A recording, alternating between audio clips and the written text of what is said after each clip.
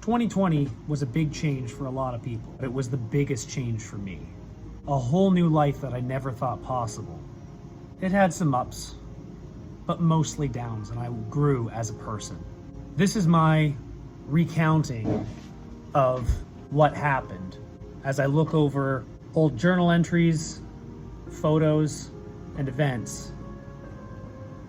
I'm asking you to join me as I keep myself accountable by being honest and open about my experiences last year.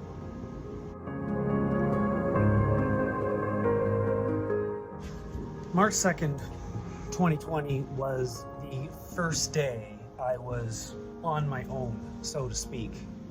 I had relinquished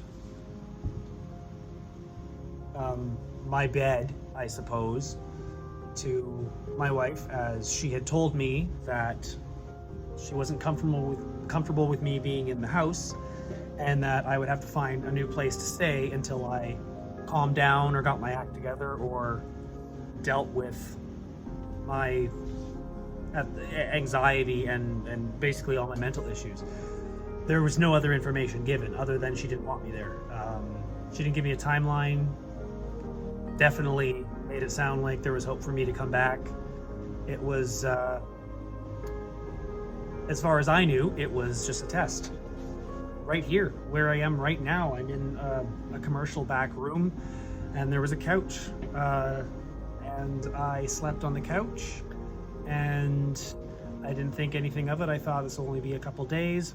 Maybe she'll think about it, and that'll be fine. I had no idea. So I just started journaling, and I just started writing down everything to try to keep track, because what I thought I was doing was working on my mental health. So I wrote down times. I was out of bed at 6:30. I rushed to work. Things like what I ate for breakfast, and when I took my medication, and how many poops I took, and stuff like that. I have in here that I had a positive interaction with a supervisor that I normally clash with. He and I just have very different ways of thinking. And so what happened distinctly on this day is that my dad sent me a text message that he wanted to meet me for coffee. At this time, I was really not on good terms with my parents. There's very minimal trust there. It's amicable. We speak well to each other. I feel welcome in their home. There's no issues there. But the trust is definitely an issue, and especially at this time. If I was in a situation that didn't present well, I would strongly suggest that I just not do it, just not be there. And so me being out of the house, or me having mental issues, or me, well, I would have had to face a very strong suggestion that I just, not pursue that.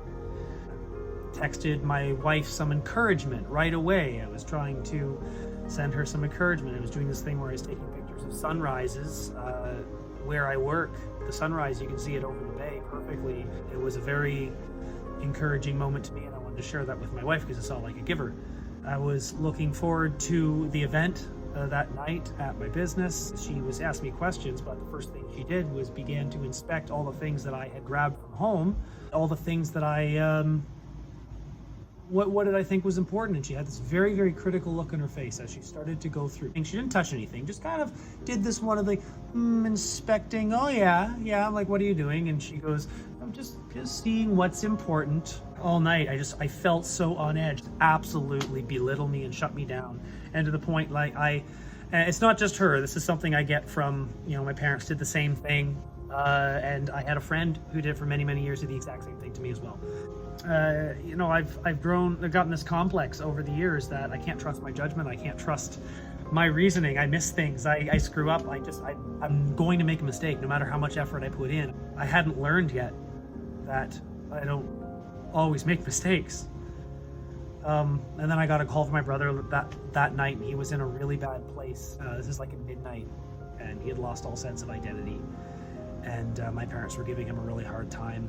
And he didn't know how to talk to them, so he was confiding in me, and that's all I really wrote. So all the photos that I have saved from that day are of the event that took place here, which I'm not going to show because there's too many people's faces, and that's all I took from it, including creating a nice post. We had a girl had her birthday party, for 14th birthday party, and we hosted it here at the venue. And I made a little Instagram post out of that, and that was fun.